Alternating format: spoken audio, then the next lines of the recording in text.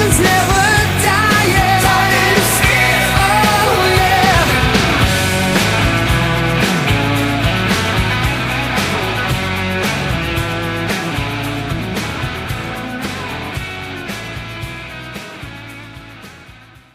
yeah. What's up, Stitt-Heads? We are in it. Hold on. Crickety crack. Smoke that crack. Hypothetically, in Minecraft, whatever. Anyways, I'm getting overzealous and having fun.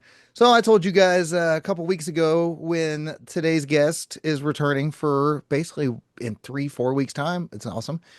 We didn't get through all the notes, ran out of time for the day. So Jonathon Meyers from Metamystics, he's coming back on. We're going to get back into Donnie Darko, Frank and Donnie and everybody else in the weirdness of that freaking realm they're living in.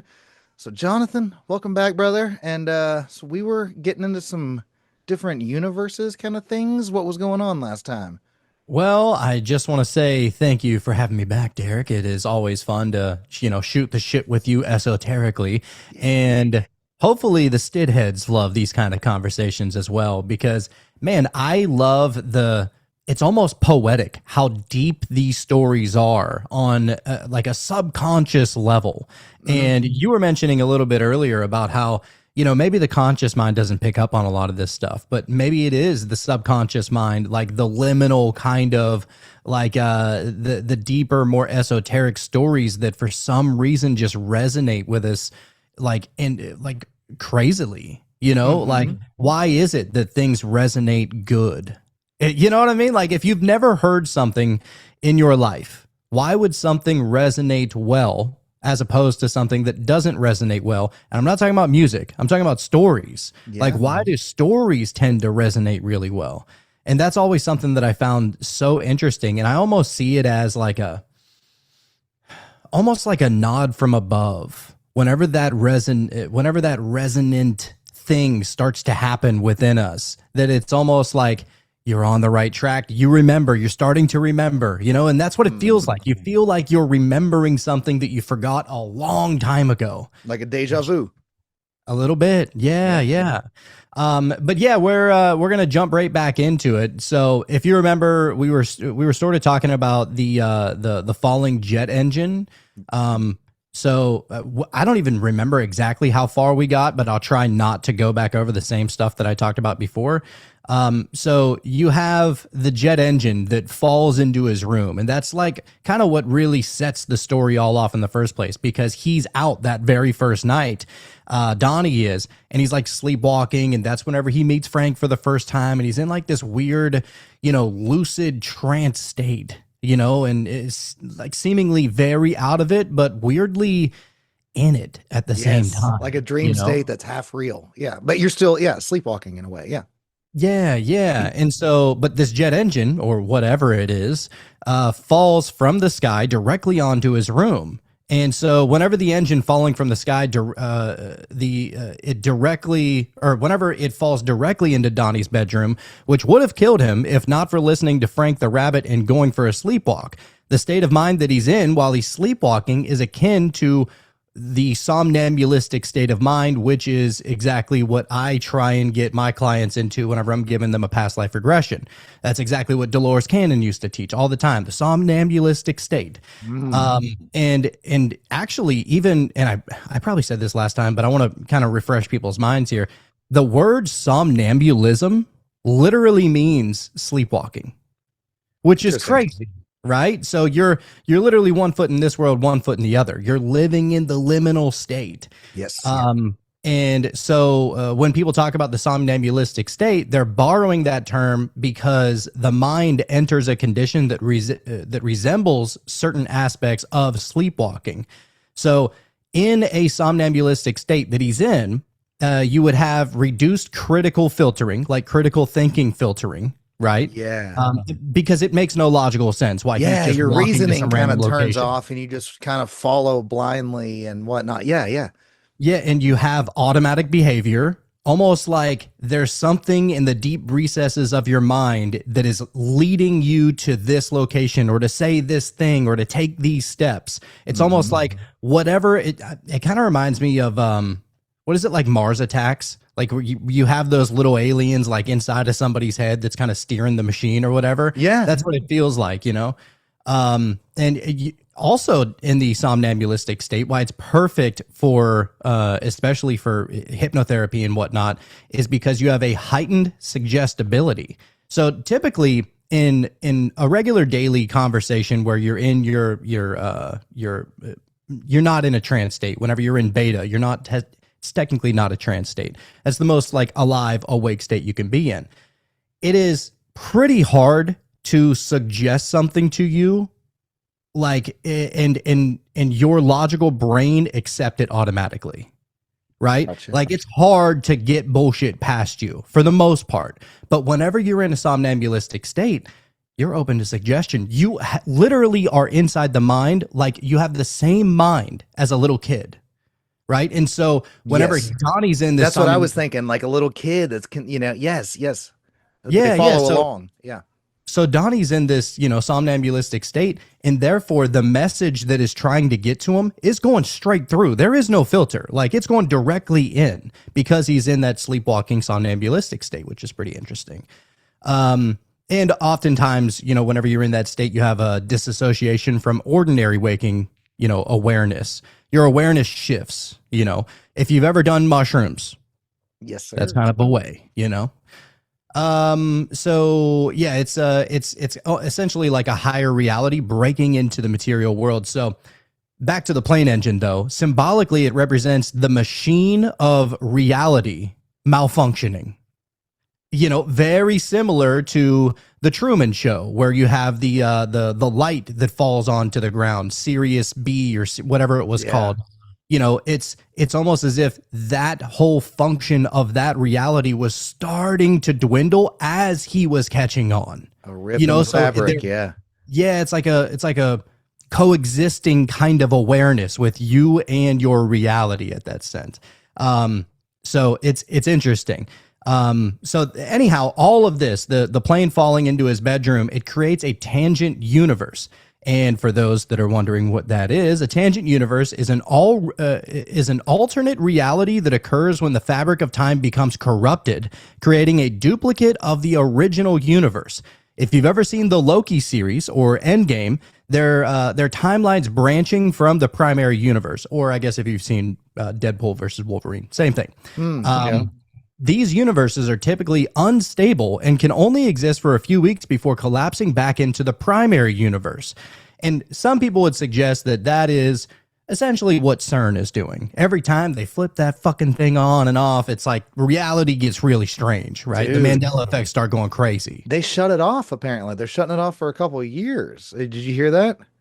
Yeah, and weird shit happened because of Tripoli it. and other people were talking, and then actually Tripoli had Nephilim Death Squad on just the other day, and they were talking about that same thing, that like it's almost synchronistically a lot of people had a weird day that day without knowing. So then you found out what day it was, and you're like, holy shit, my day was really weird that day, and it felt like it was twice as long, and it was whatever, like, who knows, man. And then they were like, so are you advocating for turning CERN back on? And it's like, well, you could still feel a change no matter what. Something's being messed with.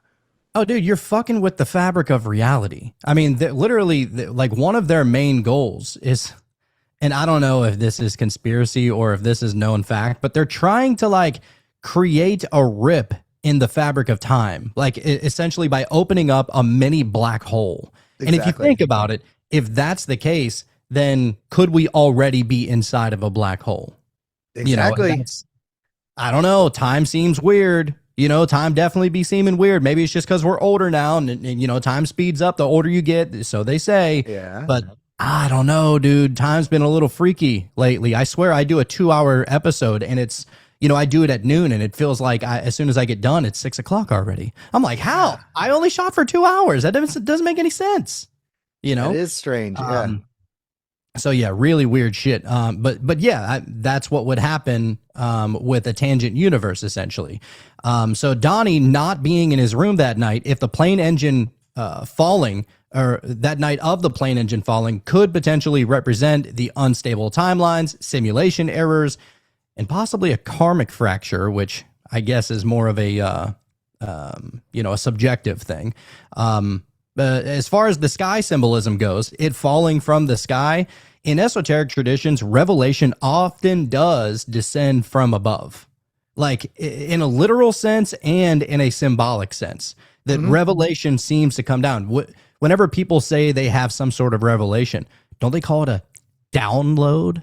Right? Like it almost feels like it's coming from above, down into your brain, essentially. Or even symbolically, biblically, whatever. You see somebody ascending from the clouds. It's always, it's not coming out of the dirt. It's coming from, literally above, like you said.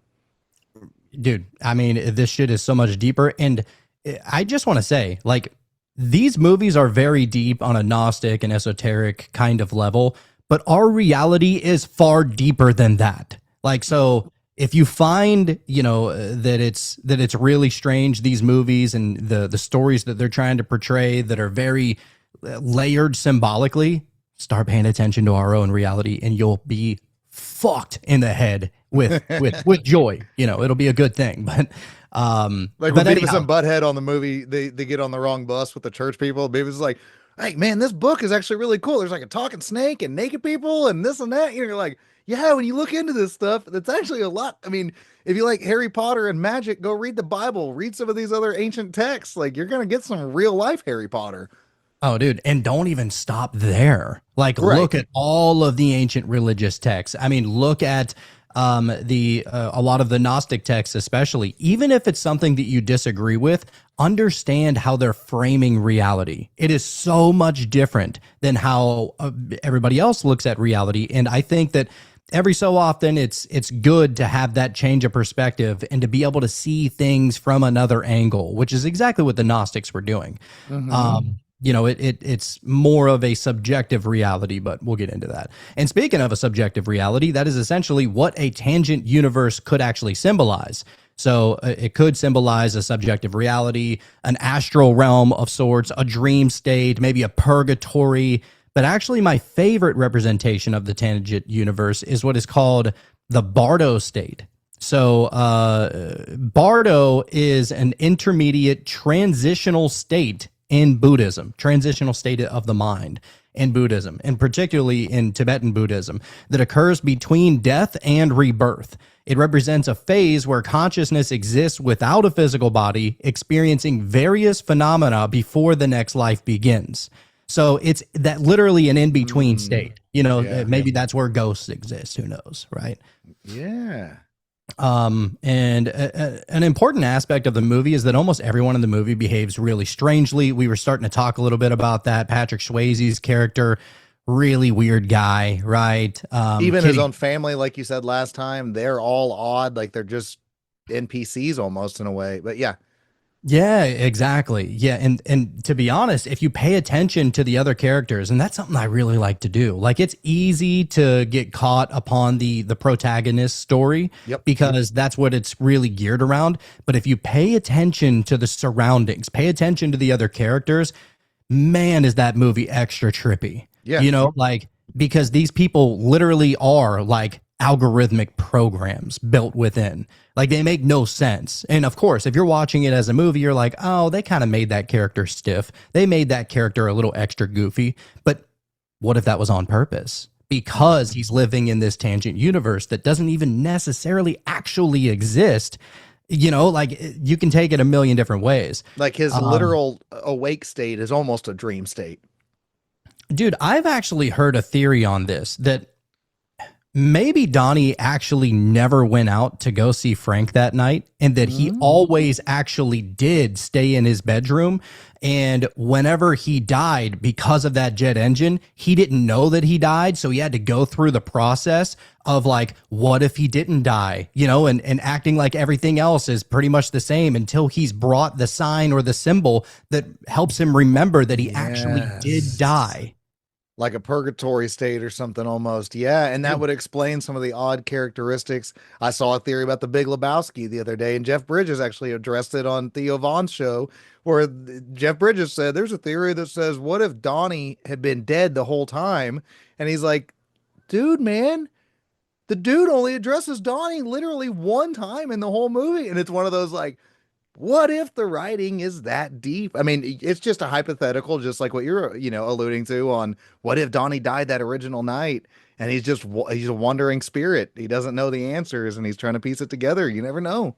I mean, it could just be his own subconscious mind showing him what would happen if he didn't die so that it could eventually lead him to the real timeline. If you really think about Weird. it, like to take it even a step farther, people get all caught up on, creation and, what's the truth about the nature of our reality and stuff like that. I always like to take it in the weird direction. Whenever you go to sleep at night and you have a dream, like, who built that reality in that dream? Like, who was that? Like, who put all those characters there? Who put that town there? Who put those buildings there? Yes. Who created that relationship between, your friends and your kids in that dream, your wife or your husband in that dream? Like, who made that reality? Who made that Sim City? Yeah. And the answer is it's like us, Like, Yeah. if you really want to take it like super weird, I'm not going to go there. I just wanted to bring that up. Continue. But yeah, it's all like, right. well, what's in the brain of those guys in my brain? Yeah, exactly. Yeah. And this is what the Buddhists and especially the Gnostics talked about a lot as well. But then we started going over all the different characters, Grandma Death and, Donnie's teachers, Kitty Farmer and stuff like that in the last episode. So we're not going to go right over that again.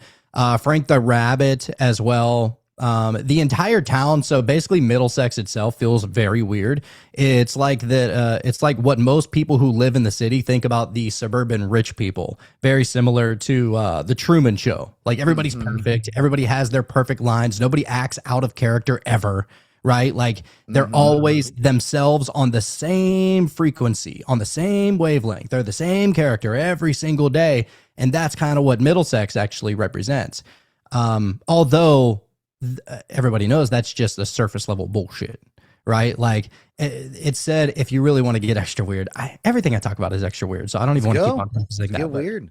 It said that in astrology, the character that you give off to everybody else, which is basically your surface layer to everybody else, and it's almost a protection thing that we have. The character that you give off to everybody else is oftentimes known as your sun sign. So like I'm a Taurus, right? But that's only the identity that I allow to project from me. That's not necessarily what's always going on inside, right? And so what they say is that is like, that's the light that shines out of you. That is the projection of your personality to the outer world. Meanwhile, you have a whole other inner world inside of you. And that is often seen as your moon sign in astrology. The one you don't recognize. Yeah. Yeah. Well, at least the one that most people don't know about you. Yeah. Like, so for example, I'm a Taurus. That's my sun sign, right? But my moon sign, I'm a Scorpio. So technically speaking, like if you ever really wanted to get to know me on an astrological kind of, metaphysical kind of level, you wouldn't pay too much attention to my Taurus shit because that's just the surface. That's essentially the surface level horizon of a black hole, right? You don't get to see everything. You're not seeing all of it. That's just the surface shit. If you really wanted to understand me, you would understand my Scorpio aspect, which is my moon sign. That's the real inner me kind of thing, right? It's like the cake having vanilla icing on the outside, but chocolate cake on the inside. You know what I mean? In the simplest terms, but yeah, it's similar to that because it looks like this. That's what's projected from within, but you don't realize within there's actually this too. Yeah. Yeah. We're like ogres. We have layers like onions. Like onions. Russian nesting dolls. Yeah, exactly. So there's an artificial perfection about this town that it almost feels spiritually dead underneath. And the movie repeatedly suggests that society itself may actually be in a deep trance, that they're all just playing out, these avatar-like characters. They're caricatures of themselves, essentially. And so everyone seems like they're almost trapped in routines. They're unconscious. They're very programmed. But the person that really calls it out is Donnie. Donnie slowly is becoming lucid. And that's why whenever, what's his name? Dirty Dancing. Who am I thinking of? Swayze. Yeah. Whenever Swayze is up in the, because they're in that, when he's at the school and the kids auditorium. ask the questions. Yes. yeah, he's the first one to call it out, and like he doesn't feel bad about it at all because Yeah, he he's tells like, the chubby dude, kid like you need to defend yourself and learn how to take a self-defense class and whatever. It's like not oh well, whatever, turn the other cheek horse shit. No, fuck that, dude. But yeah, exactly. yeah, I mean, he's basically calling out the bullshit that he sees because he sees that it's also very surface level, you know. Yeah, superficial. And honestly, like even Swayze's, you know, his program that he's trying to present, if you can't sense bullshit out of that entire program that he's trying to, you know, teach people about, it's like Sleazy it's crazy. Swayze. Oh, dude, it's cringe, you know. So yeah, so that's why he feels very alienated from everybody else because everybody else is not necessarily lucid as he's becoming. And so he starts noticing sort of like patterns and synchronicities, and then that's whenever he starts to notice the destiny currents, which is those little energy things that are, you know, emanating from the people that shows them where they're going to walk moments before it actually happens. Because he found out that there's essentially like an algorithm that everybody's on, and so the path would be obvious to see where they're going because that's what that character would do. You know, Like the Grand Theft NPC, Auto, yeah. exactly. That's the NPC would take that path. You know, so that's what I'm saying, dude. I fucking love this movie. It's so. It's Dude, so that's crazy. I weird. mean, it's cool. Like I was telling my wife that, you know, it's the last time we talked, I didn't realize you'd never seen this movie. And it's almost like whenever you tell your friend to go check out a new band or something, and they're like, dude, I fucking love this. And you're like, it gives you a tickle. You're like, oh, that's cool, man. Like, you know, like I know you're into deep esoteric shit. And it's like the fact that you had seen it for the first time, I'm like, dude, you're gonna watch this movie 50 times. It's one of those movies that that's why it's in my top 20, because there's just some of those movies that every time you watch it, even if you've seen it 50 times, you're like, I never noticed the label on the coffee mug. I never noticed this fucking random placed thing that alludes to this other thing 20 minutes later, like Cohen brothers and people like that. You're like, these guys are fucking genius the way they write. Oh, dude, try and watch Inception and get everything right the first time. Dude, I've seen it's it like 5 times impossible. and I feel retarded every time I watch it. I'm like, I that's still know. cool, but I'm like, I still don't know what the hell just happened. I know, dude. It is freaky. I've seen it probably 20 times, and every single time I watch it, I'm like, oh, I didn't notice that before, kind of thing. So anyhow, back to Donnie Darko. So in mystical traditions, this is very common in awakening. Whenever you know you become aware of certain patterns and synchronicities and stuff like that. Especially like if you feel as if you're on the right path. It's so strange, dude. The synchronicities are very specific to you, like to the individual. Like you're on an island. Yes.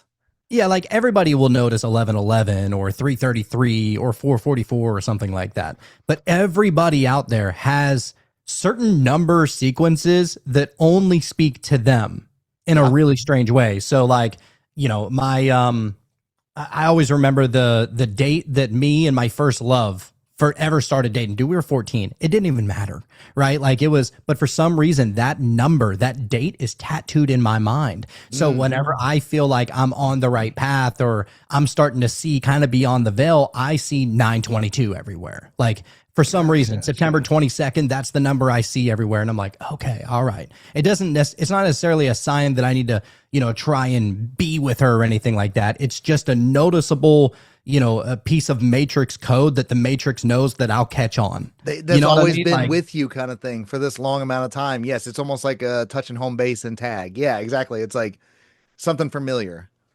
yes, yes. So the initiate, you know, if you're initiated into the mystery schools and secret societies, what have you, suddenly feels disconnected from normal reality because they begin perceiving the machinery underneath it. How is it possible that dude, let me tell you a fantastic story. Okay. go.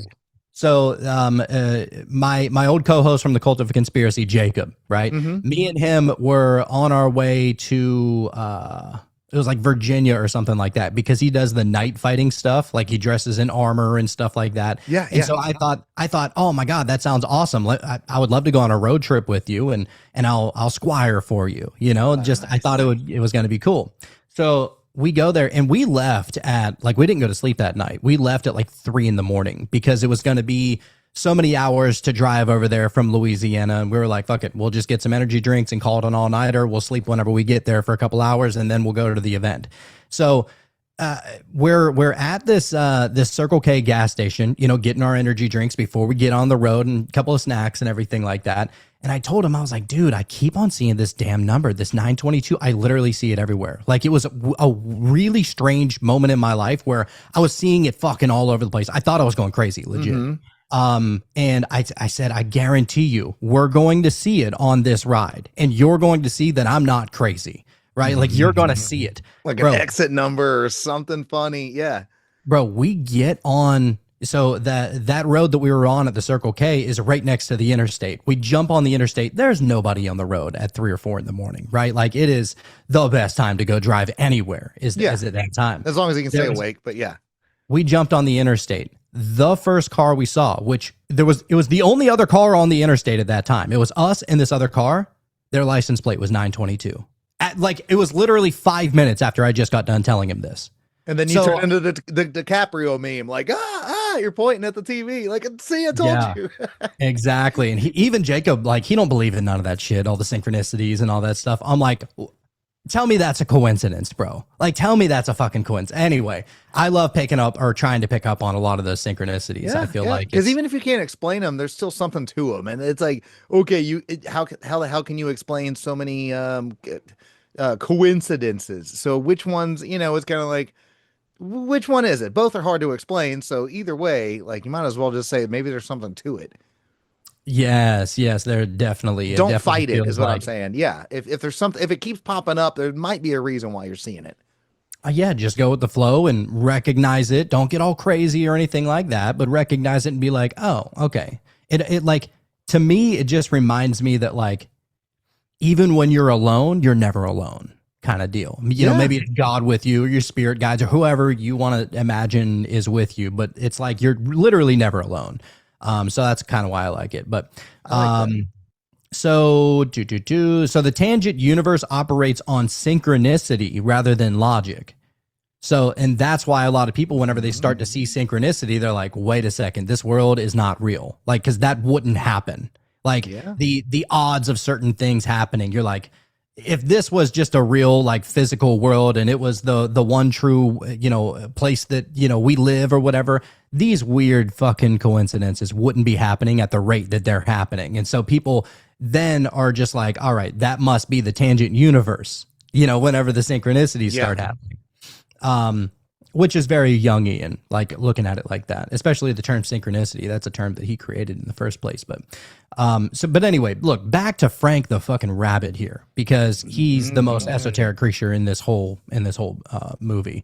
So the rabbit symbolism generally means, if you're just looking at symbolism, the rabbit typically means fertility, lunar cycles, liminality.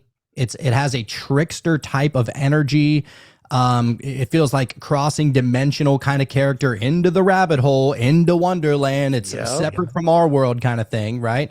And it's like a Alice in Wonderland archetype, essentially. And that archetype has been built in for, you know, decades, because me and that the movie wife were watching It's Always Sunny the other day, and like one of the older ones where they get lost in the woods, and Danny DeVito like stops in his tracks and he's staring locked eyes with this rabbit, and he's like, it's seeing into my soul. And it's like, that just seems like something goofy Danny DeVito would do, but you're like, dude, rabbits have a lot of weird shit about them anyways. So yeah, I'm like, that's just a comedy reference, but it's still like, why is this rabbit staring at me? They locked eyes for like an hour, they didn't move. Like, it's kind of strange, kind of like Frank the Rabbit. Yeah, it is. It is really weird. And it actually, if you look at the symbolism behind the rabbit, and, you know, Alice in Wonderland going down the hole into a brand new world, it's very similar to the Egyptian story of Osiris, right? Yes. Like, Osiris is the ruler of the underworld. And so typically, like, what a lot of that really meant back then, and if you want to, you know, put it bluntly, essentially they believe that if you go down into the underworld with Osiris, that's whenever you die and when you're reborn. So, like, for example, there's a tarot card that's just called death, and people will freak out. Oh my God, somebody's gonna die. No, nobody's gonna die. There's just an aspect of you that is going to die, and something brand new is going to be reborn in its position. Yeah. Like an And ego death or something. Yeah. yeah, and the Egyptians were all about like death rituals. That's why there was a bunch of the what do they call it? Like those caskets. I can't remember the fucking name right now. Sarcophagus. Sarcophaguses. Yeah. Yeah, and they were never burial, plots or anything like that. It was literally a death ritual ceremony so that you can die, and whenever you die through a certain ritual, or maybe you ingest some kind of drink, what have you, they believe that the entity that they were worshiping would now come into their body. And this is where you get the idea of Thoth, right? Like Thoth of Atlantis, as they say. Thoth the Atlantean. He was said that like he kept on reincarnating through all of these different like death and rebirth rituals because people kept on killing themselves to allow his soul into their body and remain on this earth. It's strange, dude. I love it though. Well, but in a weird way, it's like the only things are really, now that is they say like, oh, the only things in life is death and taxes.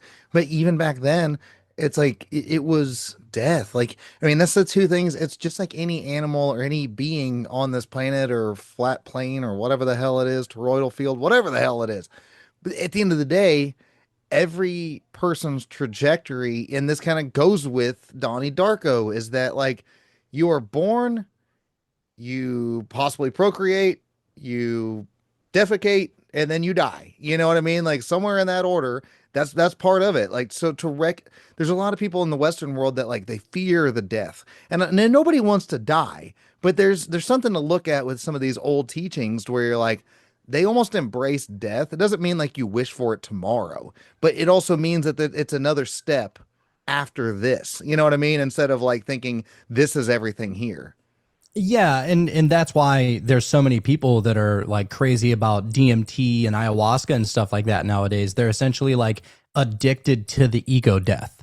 Like, if you really think about it, every time, if you've ever had an ego death on psychedelics or anything like that, whenever you have an ego death, I've had 2 of them. It's scary as fuck. But whenever you have them, you feel like a part of you died, and there's now a new perspective that is being born. You never would have thought this way prior to your ego death. It's like something blossoms. That can be inside of you. dangerous too, though. But yeah, you're right. But because then you can fill a void with something else that could be possibly toxic too. Yeah, of course. Yeah. And that's why, it's a good idea to have a proper shaman with you that will help guide you. And by the way, dude, like a real OG shaman is going to trip with you. Like that's how they go about it. Like if you go down to wherever, South America or whatever, and you do the ayahuasca ceremonies, the shaman will administer you, or somebody helping will help you administer the brew, right? Like the tea of the ayahuasca. That leaves anxiety, because you don't want to go into a fucking trip and say like, hey, don't freak out. And you're like, I'm the only one doing this. What do you mean? Like, because when back in like high school days, early 20s, hanging out with buddies and stuff, it was always nice to have at least one person that was like straight sober, like whether they're just drinking beer or whatever. It's like, hey, the 4 of us are going to go trip. But you had I'd always call it my trip buddy, like the guy you'd lock in with, like whoever you're like, fuck yeah, let's go, bro. So that way you always had your homie to bounce off of if something kind of started getting weird all of a sudden. You go grab your buddy David, you're like, hey, this is fucking great, right? And all of a sudden the mood is back to normal. You can't see what I'm saying? It's like, that's like what you're saying about the shaman. It's almost anxiety ridden to be like you're almost in a doctor's office if you're just getting high by yourself and he's administering you. Like, yeah, it's good to have that trip sitter, because if the thing is that whenever you're tripping on DMT or what have you, that shaman is experiencing and seeing exactly what you're seeing. Like they've done it so many times to where they can tap into that astral state that you're in and see exactly what you're experiencing. And they help you through that so that you don't like die or get carried off by fucking shadow beings. Exactly. Or what have you, So yeah, I eventually would love ayahuasca. Scares the absolute shit out of me. I'm scared to try it because it's such a long process. Dude. Right. Like That's the scary part. My brain's kind of schizo already. So I'm like, bro, I might try the DMT thing. My brother has tried it half a dozen times. He said it's awesome, like just over the years and stuff. Did mushrooms, did acid, did salvia once. That's a fucking strange one. But yeah, it's like the idea of the ayahuasca, the whole like long trip is like, so I'm either gonna puke my lungs out or I'm gonna shit my ass out, and that's a guaranteed. And Yeah, then I'm gonna possibly trip balls for 12 hours and possibly lose my goddamn mind in the process and for not have real. any hope of coming back for X amount more hours. Like that sounds like an anxiety attack. That's too long. That's too damn long. That's why I won't try acid. Like, it lasts too long. Oh, I'm like, I I'm not hated trying to acid. sweat for 12 fucking hours. Fuck Right. that, dude. I did it twice. I didn't have a bad trip. I was just like, I don't know if I like this. It was just too Yeah. weird, like too synthetic feeling. Yeah, I would imagine you like maybe the first couple hours are a fun time, but then after like hour 3 or 4, you're like, I still got 8 hours to go. Hmm. Like, I imagine that sucks.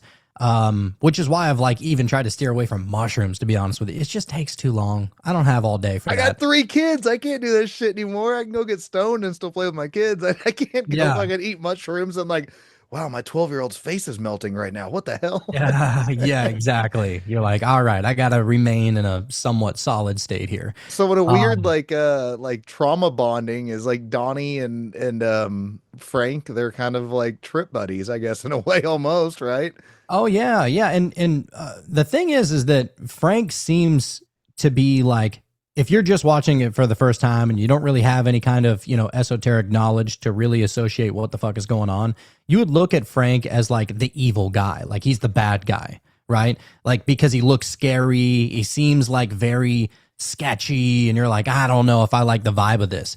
But if you really pay attention to it, Frank is not evil at all. Like Frank just looks scary, but he's actually not that evil. And that's actually what a lot of people will say, like if they have sleep paralysis. I heard this one girl, she said that she had sleep paralysis one time, and she woke up and couldn't move her body, but she could see, she was able to look out of her head, and she saw like this gigantic shadow being sitting like standing at the foot of her bed, and it was really scary, and it was causing a lot of fear within her, and it was just terrifying her.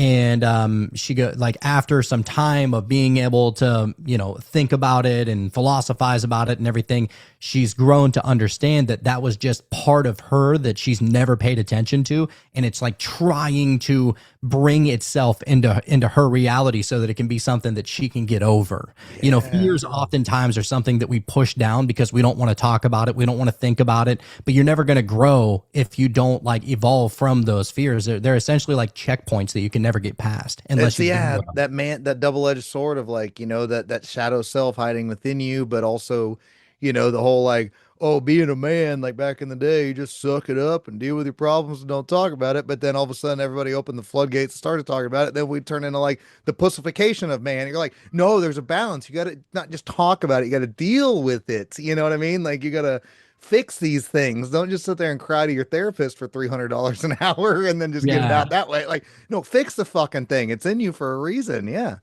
Yeah, the old adage of like shell shocked. Yeah, It's exactly.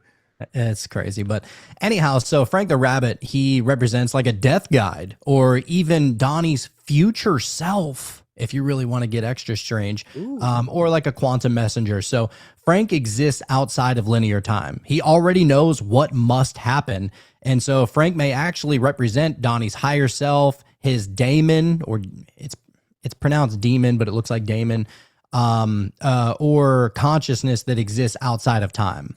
So if you go back to like early Roman times, like pre-Christian Roman times, you would have your kings and queens, and the rulers over there. They would often be. It's so weird, dude, because they had what they called their daemons or demons, right? Like people would literally worship like Yeah. like Caesar's demon, for example. People worshipped this demon of Caesar, which is essentially like a guide or an angel or a god that they tied to Caesar. And Like so people Dershowitz literally with his worship it. Dybbuk thing or whatever. You ever heard Alan Exactly. Dershowitz talk about that shit? Yeah, I've got a Yes. Dybbuk since I was a child. You're like, what the motherfucker? What? Or- Anyways, yeah. I mean, the same thing goes for like Aleister Crowley's alien lamb. Lamb. Right? Yep. That's Yep. like that's why fucking Jack Parsons and L. Ron Hubbard, they were going out in the desert trying to fucking summon Lamb Jerking because each other off and shit. yeah, weird sex magic and stuff like that. Which is extra strange because I believe that was happening in like 45 or 46 or something like that. And then right after that is whenever, you know, Roswell and a lot of Roswell. UFOs started happening. So people are like, all right, did fucking Jack Parsons and L. Ron open up some kind of portal from another dimension? And that's why we've been getting a lot of these UFO sightings. I don't believe that personally, but it is an interesting theory. There's something to it, maybe. Yeah. Yeah. Yeah, exactly. So then you have the eye wound, right? So the third eye symbolism is kind of strong here. Shout out to my homeboy Odin. So Donnie shoots Frank in the eye, which is symbolic to destroying illusions or awakening your inner perceptions.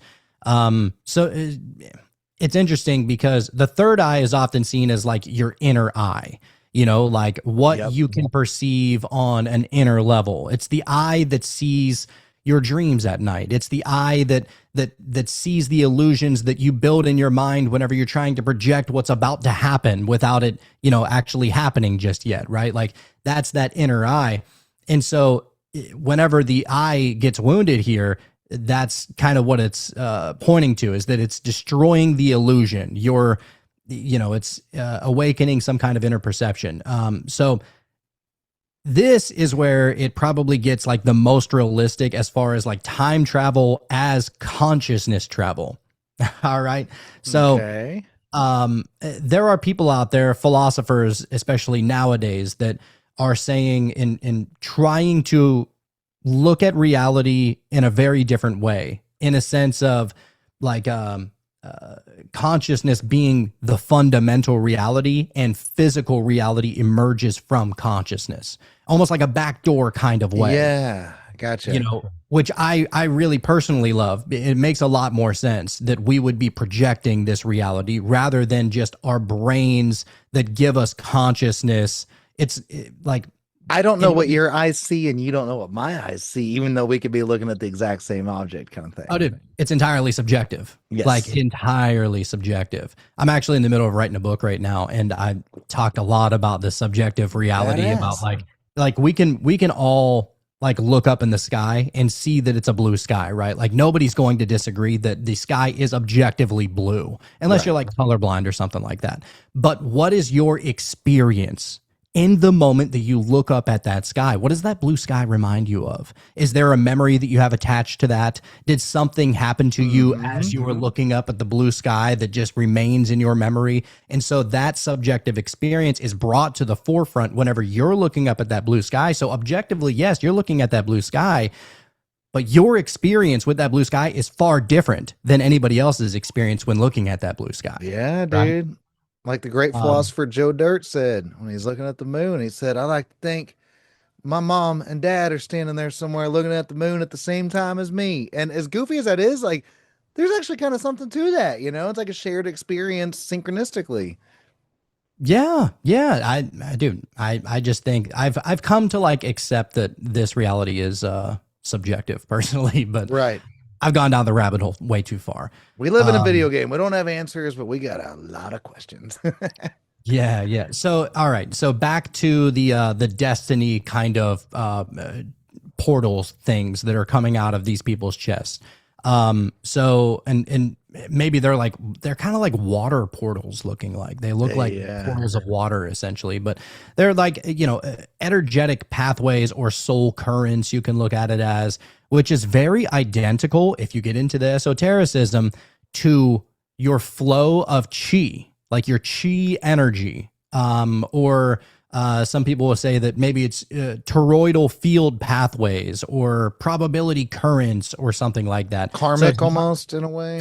yeah, like a karmic current. Because you essentially. mentioned karma earlier, and I was kind of thinking the same thing, like your karma and decisions or what's going to base what your destiny and reality is going to be following that thing that comes out of them, you know? Yeah, exactly. And so Donnie begins seeing the flow of reality itself at that moment, right? And it's like tripping him out a little bit. And so then you have the end of the movie. We kind of skip through. We're not at the end of the show yet, but just to go over some of the facets of the ending, which is the sacrifice. So the ending is very like Christ symbolism and sacrificial savior archetype. Donnie chooses death willingly, right? Because he's come to the conclusion that, oh, this is what I was supposed to do all along. Yes. And you can almost sense that that's why he was not really caring about specific outcomes or punishments or anything like that. Whenever he spoke out in the auditorium against Swayze and stuff like that, he was like, look, this is all some kind of illusion. It's like he was subconsciously remembering that eventually, like, it's not going to matter. Like, It's there all is an worth end game it. to this. The retribution in the beginning is worth it. Yeah, I mean, whatever. I'm saying, like, all the persecution in the beginning is worth it in the end. Yes, you're meant for this path. Yes, yes. And so Donnie chooses death willingly, and instead of being a victim, he allows himself to die to restore balance. And it's almost like a legit ego death and like a transcendence of illusion. Like he saw the world for the illusion that it was, and then was like, who cares if I die or not? Like, it's all an illusion anyway. I know that this isn't real, kind of thing. Mm-hmm. Like, who else is experiencing a fucking talking rabbit in the astral realm every time you go to sleep? Like, it's almost a dead giveaway at that point. But we want to hold on to this reality. We don't want to let go. But that's because, the thing that most people fear more than anything is the unknown. We don't know exactly what's going to come after this. Like, we have ideas, maybe we have beliefs as what's going to happen whenever we die. Yeah. But for the most part, it's highly unknown. Like, and so, but he wasn't really tripping about that. He was like, look, I would much rather venture off into the unknown than live inside a lie. And so almost like, for like, not just personal reasons, but almost like, egotistical reasons, or not, whatever. It's like, if he didn't die, knowing that his death could mean what it means, then that's this weird kind of like you're holding on to something. You know what I'm kind of saying? Like, you're holding on to it forcefully almost. yeah, dude, and that's actually what the Buddhists call the Maya, which is basically the world of illusions. That they essentially believe that physical reality is an illusion and that the true reality is inside you. And the same thing goes for the Gnostics. They call it the Kanoma. It's the same exact word, just from different parts of the world.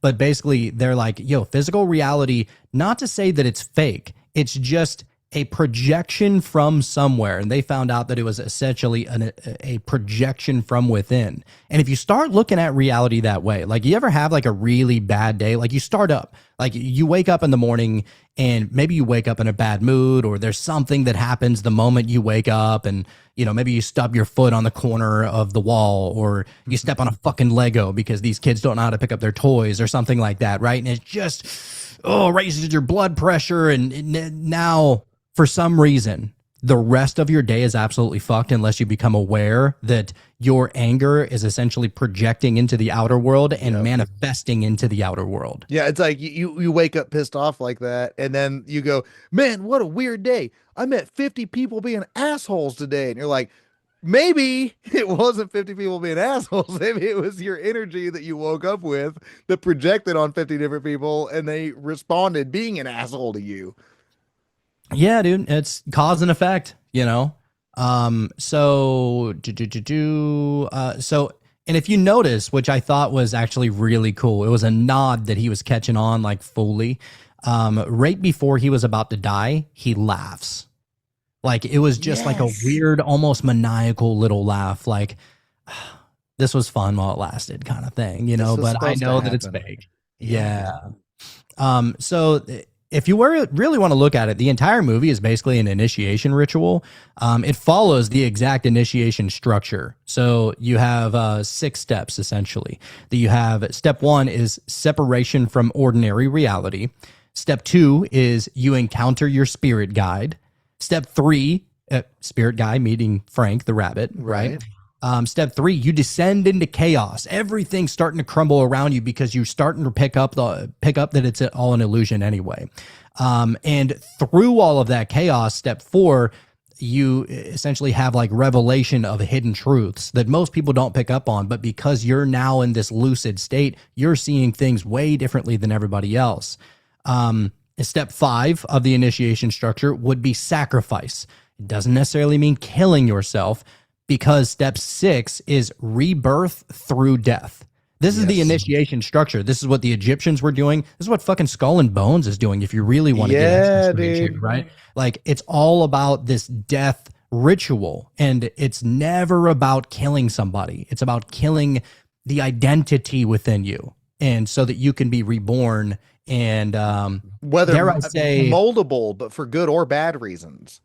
well, yeah, and Like in a this skull is- and bone situation, they're gonna want to start you over, like hard reset on a computer, so that way they can make you what they want to make you. But then there can also be the opposite side of it, where you're, hard setting that computer to start over, like, abolishing your sins or something, basically. Oh, dude, speaking of abolishing sins, it's hilarious that you bring that up, because what I was getting ready to say is that it's like repenting. If you really want to get down here and dirty Yeah. here for a second, the idea of repenting, I'm huge on etymology. I want to understand like where the word started. I Where love does it that come shit. from, Yes. right? Yeah. Repenting. If to repent, it goes back to the Greek word. The original Greek translation of that is called metanoia.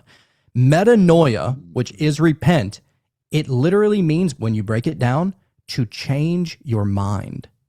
Dude, there is no better mind change than a death and rebirth. Like, you can't Yes. change your mind more than that. And You even know, on the so- basic layman terms of it, if you're going to repent and you're going to confess your sins, and you're going to change your life, say you're a Catholic or whatever, like, like, and you're going into the confessional booth, you're confessing these things, you're wanting to fix them. It's kind of the same thing. It's that same idea of like, I'm trying to change my mind. Forgive me, Father, I'm a drug user. Forgive me, Father, I'm a this. But, help me never be that again, kind of idea. Yes, it's still a changing of the mind. And I love the etymology shit. People need to do that way more often. Brandon Kroll is the one who got me into like doing those word breakdowns. I was like, oh shit. Shout out to BK. I fucking love that guy. He's awesome, man. So yeah, the etymology of a lot of things are so strange, dude. I did an etymology episode on the word demon, and that's what I was talking to you about earlier. About how Damon, yeah. the word demon comes from daemon, and daemon was never seen as a negative thing. It wasn't until like Christianity decided to literally demonize it, Put a And, negative connotation on it. Yes. yeah, I mean, it's literally like your higher self or a spirit guide. That's all a daemon is. And if you've ever seen this show, dude, I highly recommend this show. I was recommended this show for years until I actually watched it. And then I watched it and I was like, oh my God, I can't believe I fucking didn't see this up until now. But it's called His Dark Materials. Highly suggested. I think it's an HBO show. I've heard of it. His Dark Materials. It's so good. And everybody there, it's like in a different realm, but everybody there, up until they turn like 16 or 18, they have what is called daemons or demons. And these demons take the form of animals that just follow them around everywhere, and they shapeshift, and they're like little spirit guides that just walk around with you, and they call Yeah. them their demons, which goes all the way back to, like pre-Christian Roman times, and probably even farther back than that. I like it, dude. That's interesting. I mean, because there's so much misconceptions. Because if you think about it, like, all these, we want to talk about, I mean, the scientism that took over, once, was it Nietzsche that said, God is dead? And it's like, once scientism took over and everything, and then, we saw these people that like laughed at Christianity or laughed at this religion for years, and then all of a sudden the white coats tell you trust the science and go get your jabs and do what Fauci says, and you're like, you're no fucking different. Fauci is your high priest. It's like you guys are all doing the same bullshit, and at the end of the day, we live in this like current time where everybody thinks everything that happens now is the way it's been forever. Like, and most of the things that we experience nowadays are like 50 to 100 years old. And you and me are both under 50 years old. So they feel like, oh, that's just been that way my whole life, And so back to what you're saying is like these ancients, whether they were right or wrong, there was way more understanding of what these things were. Like these old priests and stuff were basically magicians. These people were, you know what I'm saying? Like alchemists and things like that. Like the world is a lot stranger than what we're just told to believe, that well, trust the government, trust the science. And you're like, bro, dude, there's some weird science that's being suppressed that we need to know about. For sure. Yeah. And that's so funny you mentioned that. It's like you're looking at my notes right now because literally I'm about to get into the alchemical symbolism of this movie. And which is really strange, because it's funny you brought up science and, scientism and stuff like that. People wanting to trust the science. Science is mainly geared toward the material world. So maybe, if you're only Yes. treating a body, if you're only treating, what have you, they're only treating like your physical body. A physical thing is that ailment. Yes. we're- That's we're literally not- my wife's a nurse. That's literally a term. You know what I mean? Yeah. Yeah, and we're far beyond only physical beings, right? Like that's our outer surface layer. And so alchemically, what they used to do back then, what's different about alchemy compared to science? And there's one key there's a lot of differences, but one of the key differences between alchemy and science is that alchemy included the spiritual essence of the medicine and of the person. So it would look oftentimes as to like, all right, let's say, and actually, Julia Cannon wrote a book called Soul Speak. Julia Cannon is the daughter of the late great Dolores Cannon. She wrote this book Cannon. called Soul Speak, right? And essentially, if your liver is going bad or your kidneys are going bad or you have a bad heart or a bad back or something along those lines, that there's a spiritual explanation for it on top of just a physical explanation for it. And that's kind of like how alchemy would run back in the day, that they included the spiritual essence of it. And to get into that even farther, you have essentially three main stages of alchemy. You have nigredo, albedo, and rubedo. This is the alchemical process. So you have black, white, and red is nigredo, albedo, rubedo. Black, white, and red. These are the three main color stages of alchemy. So nigredo stands for confusion, darkness, and psychological collapse. The albedo is revelation and understanding, and then the rubedo part of it is sacrifice and transformation. So one of the main things about alchemy, the main thing that's they're trying to do within alchemy, whether it's inner alchemy or outer alchemy, trying to turn lead into gold or silver into gold or whatever, it is a transmutation is the key thing that alchemy is all about. It's about transmutation. It is the alchemical process to turn this into that is called transmutation, and you can do that inwardly or you can do it outwardly to the material world. You said N-word. No, I'm kidding. Nigredo. That good old N-word. So the movie repeatedly uses water, mirrors, fire, metal, and portals, and these are all classic alchemical symbols. So one of the deepest frameworks underneath Donnie Darko, and honestly many other esoteric films, is the ancient alchemical process of transmutation. Most people think alchemy was just turning lead into gold, but according to Hermetic and esoteric traditions, external alchemy was actually symbolic of inner transformation. The real lead, if you're talking about inner alchemy, the real lead represented the unconscious human self. The real gold was the awakened human consciousness.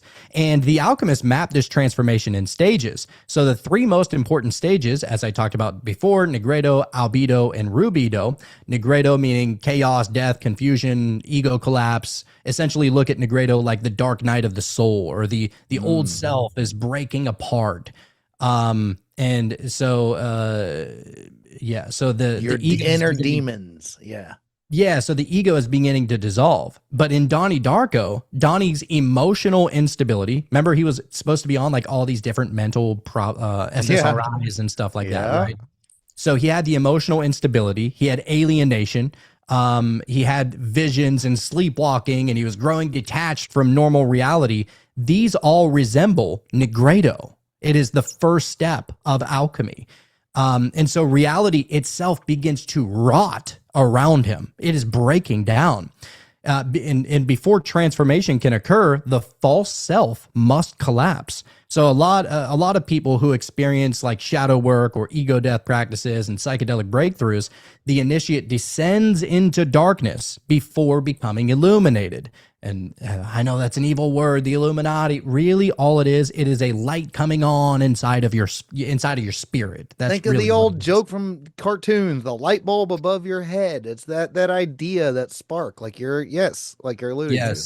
Yes. The next step is albedo, or the whitening. So after chaos becomes purification, and I'm not going fucking skin colors here. We're beyond that. We're talking about things that are beyond the material realm. This is what like actual true color symbolism represents. After chaos comes purification. Albedo represents illumination, insight, cleansing, awakening, inner clarity. And the initiate begins understanding the hidden structure underneath reality. So if you're in this phase, this is where maybe your synchronicities will increase, your intuition will heighten, and your symbolic thinking starts to expand. Because I'll give you an example. Like this coffee mug right here. It's pretty gangster. It's like Odin-esque. That's why I really bought it. But it's just a mug, right? Like it's not really that special objectively, but subjectively, I love it because it just reminds me of like Norse mythology, and it reminds me of like, all the beer drinking that maybe the fucking Vikings were doing and stuff like that, right? And so that's where your symbolic thinking begins to expand based upon your subjective experience. Your with emotional attachment to it. Yes. Yes. And so the person begins seeing, and this is where you get the idea of like people who are seers and stuff like that. You're just seeing beyond the bullshit veil that you built up in the first place unknowingly. And that is what's going on within albedo. And so the initiate who is going through this process is no longer fully identified with the old ego self. So maybe you used to be an alcoholic or a drug addict or a sex addict or what have you, whatever your addiction is, you no longer identify with that. And if you hear a lot of people, if you have like a crazy strong addiction that you just can't kick, you go down to like Mexico or something like that, and you try ibogaine. And this is another psychedelic that a lot of people are doing to get off of these things that they're addicted to. And apparently it's literally, not a fun psychedelic, but it's worth it if you've got something you're trying to kick. oh, dude, I mean, it is 99% guaranteed to work. Like, that's how crazy it is. After one time, 99%. Right, but I mean, like, it doesn't sound like a fun time while you're doing it. It sounds like a nightmare, but it's one of those like a Hail Mary where you're like, I'm trying to kick this thing or get, I need this rebirth or this awakening or this whatever reboot. So it's kind of like a Hail Mary, but there's apparently sound science behind the damn shit. Well, you think about it, the reason why that works is because it is literally whenever you ingest these psychedelics, especially ibogaine, it is scrambling all of the like ritual things that you do, like all of your habitual things that you do. Yeah. Like a lot of people smoke, like I vape, right? Like I'm addicted to nicotine. I do too. But it's because I've created such a habit to where I forget what it's like to not vape and to not smoke and stuff like that. So whenever you go and you try this ibogaine, it scrambles up all of your habits to where you're hitting the reset button. Like you don't even remember what it's like to be addicted to the thing anymore because you've been reset. And that's why, that kind of stuff is working. Crazy. That's what the first 2 times I did mushrooms, I didn't smoke another cigarette for at least a week. 2 weeks, something like that. It did exactly what you're explaining. I was like, oh, all of a sudden cigarette smoke sounds repulsive. And I was smoking half a pack a day. I'm a musician, so I was waiting around in bars and bullshit. And like, so I'm smoking at least half a pack to a full pack at 17 years old already, but my point is like the first 2 times I did mushrooms, I was like, fuck, I don't want a cigarette. It's like, it's like what you're saying. It resets your habits all of a sudden. Oh yeah, dude. And what is the old saying as far as like psychedelics go? Like neurons that wire together, fire together. So basically like what's going on is whenever you ingest a psychedelic in any kind of way, you have certain parts of your brain that are firing together at the same time for the first time in a long time or for the first time ever. And so now you're able to see like oh, that's connected to that. And I'm starting to really bring all of this, full circle, because a lot of us, we categorize like our lives. Like, yeah, it's almost like a Catholic schoolgirl who has like, a crazy sex drive. It's like she categorizes, her Hey, it's Catholic not life or sex if whatever. it's anal. No, I'm kidding. Yeah. The old Catholic schoolgirl thing. The other A, Right. But anyway, all right, let's get back to it because I really want to get through You're this. cool. Let's go. So yeah, going through the albedo process, Donnie Darko is beginning to understand. He's beginning to see. It's now becoming clear to him about the tangent universe, about the destiny currents, the time pathways, and the mechanics essentially behind reality. The strange water-like tubes emerging from people's chests are very albedo-like imagery. He begins perceiving the hidden flow underneath the Maya, underneath the Kanoma, the false illusion world around him. And so this is essentially like his awakening phase. And in mysticism, this stage feels both beautiful and terrifying because the person that's going through it realizes that reality is not what they thought it was. And that's the beginning. That is the true beginning. Whenever things are like, oh man, I thought that this was this way my entire life. And now it's like, it's not that. Oh, I got to rebuild everything. Like my entire foundation has been cracked and I got to plant new seeds. And I don't know. It's all the unknown. But people are so scared of starting over again and having their foundation completely wrecked because it's the unknown. But how were you able to do it as a little kid, but you can't do it as an adult? That's all a little kid does. A little kid is walking in the unknown all the time. Like they haven't formed the structure of reality just yet. And that's why they're able to, still see ghosts and spirits and shit like that up until a certain age. Yeah, they haven't built the pressure of adulthood yet. Yes. So, all right. Then in the final process of alchemy is rubido, the reddening. So rubido is the final stage where you have integration and transformation. So it's kind of like a rebirth, a transcendence. It's literally the creation. I'm not going to go too weird here, but it's essentially the Philosopher's Stone. Like that's really what's going on inside of you. A lot of people think the Philosopher's Stone is like a fucking real physical object. I'm like, no, dude, it's probably not. So it's like the fragmented self, the part of you that has been scattered everywhere is becoming whole again. It's all becoming unified. The person no longer understands the truth on only an intellectual level. They understand it on an experiential level. And so rubido is associated with the sun, gold, fire, resurrection, and spiritual completion. And in this stage, the person is willingly sacrificing the old self to become something greater. So look at it like in Donnie Darko, this represents the ending of the movie. Ending of the movie represents the rubido phase within alchemy. So Donnie is consciously accepting death, and he laughs before the jet engine hits him because he understands that the initiate, who as the person who once feared death and loneliness, he recognizes that it was all an illusion. It was all just a time loop. It was all it was a necessary sacrifice. So It's come to completion. It's come to completion. That's what it is. It's the same like the first time we did this when, Truman standing on the staircase and just stands there for a second, hesitant. And it's the same, it's almost a similar thing where like you're talking about Donnie just giggles before because he knows that it's over. Like he knows that the whole thing has been completed at this point, and that's the same as Truman, the full awakening, where he just looks back and addresses the camera one last time and then goes through the door. Like the next step is on the other side, and they're complicit and comfortable with it at this point, basically. Oh, dude, in case I don't see you, good afternoon, good evening, and good night. That used to be my intro to this final show. bow. And then Really? like in the very, very like first 30 episodes or so, and then I started getting worried about copyright shit. I'm like, I don't know, maybe I'll change that. It is what it is. So and all throughout the movie, it's constantly blurring the lines between waking reality, dreams, alternate timelines, visions, hallucinations. And so you never really know if what he's experiencing is happening objectively or subjectively. And the message is that reality itself functions more like a dream than most people realize, which is very symbolic of, kind of a couple of things I talked about earlier, as far as like the Maya illusion or the Kinoma. Maybe it's like Tibetan dream yoga. If you've ever looked into that, it's fucking wild. Interesting. The simulation of the matrix. If you look into Hermeticism, literally the first law of Hermeticism is that the all is mind.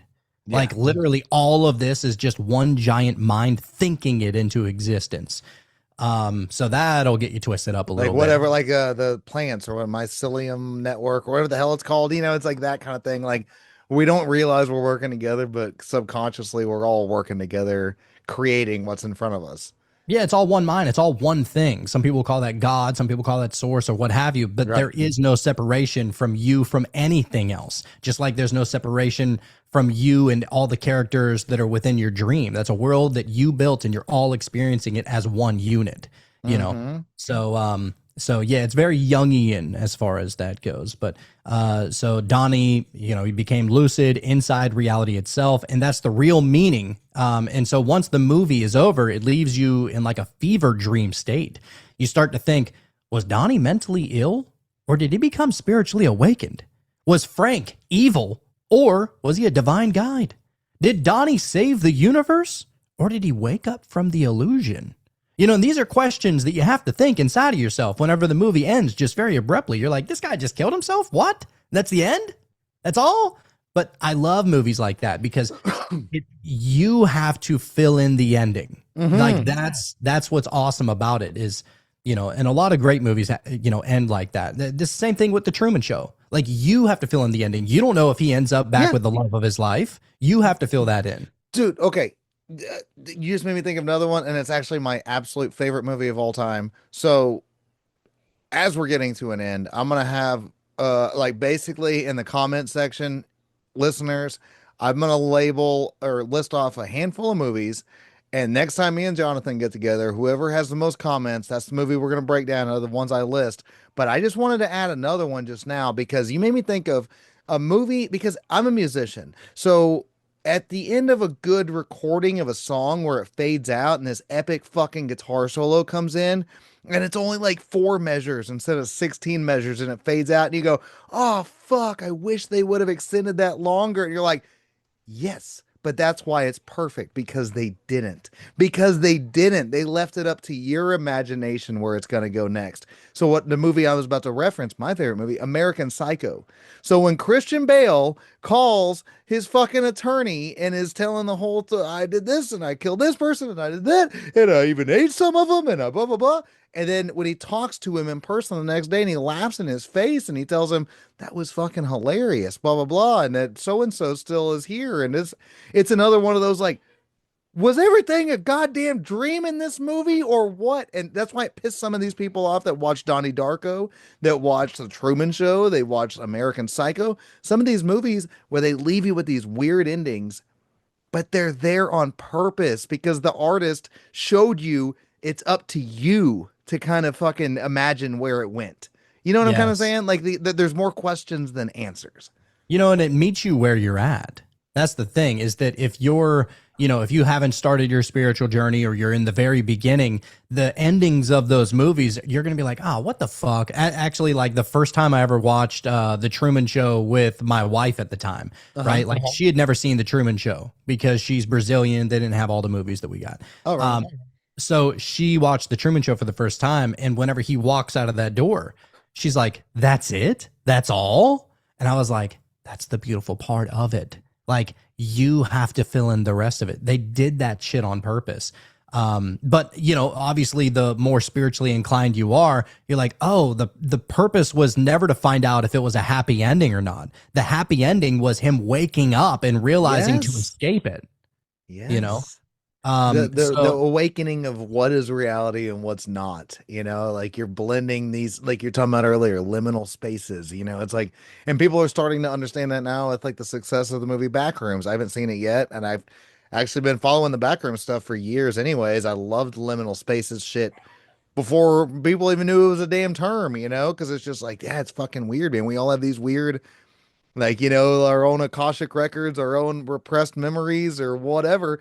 We all have something where these things feel like familiar and terrifying. And it's like, doesn't give you an answer. You're just like, why does this feel familiar? Why does this, it's like questions are a good thing. And too many people are afraid to ask questions of what is life? What is existence? Why are we here? What do we do next? What did we do before this? You know what I'm saying? I'm rambling, but I'm just saying, like, as we're bringing this to a big close, like, that's the whole fucking ending of Donnie Darko is you don't get an answer. The answer is whatever you experienced watching the fucking movie, and that's your answer. The answer is programmed for you specifically, almost.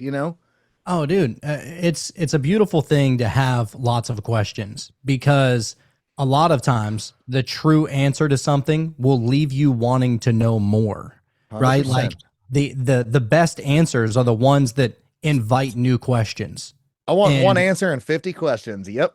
exactly. Yeah, yeah. So, but yeah, most people who watch Donnie Darko, they see it as like a sci-fi movie, but really there was something else inside of most of us after we finished watching that movie. It felt almost like a wink from the other side. Like maybe those synchronicities that we have never been coincidences, and maybe it was just a movie. However, you noticed more than others may have noticed in this movie. And when you went digging into it, and then you went digging into it, and what you found left you really questioning the nature of this reality.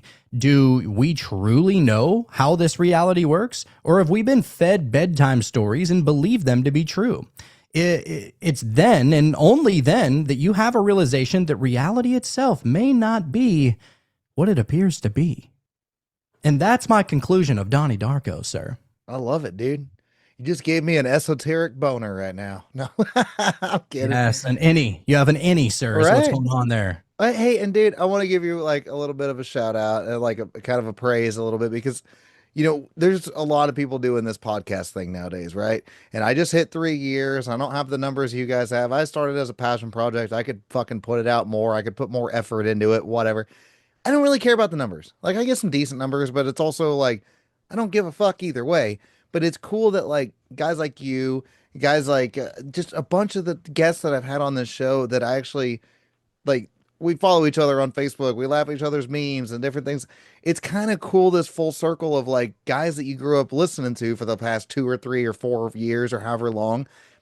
And then you're actually like having conversations with them. And it's not just a one time like I said, I'm a musician, so there's a ton of times you get to open for some big band and they're like, "Oh, I get to go hang out with so and so." And you get a 30-second conversation with them and then that's just like brush you along. You're like, "Oh, Yeah. man, that's a letdown."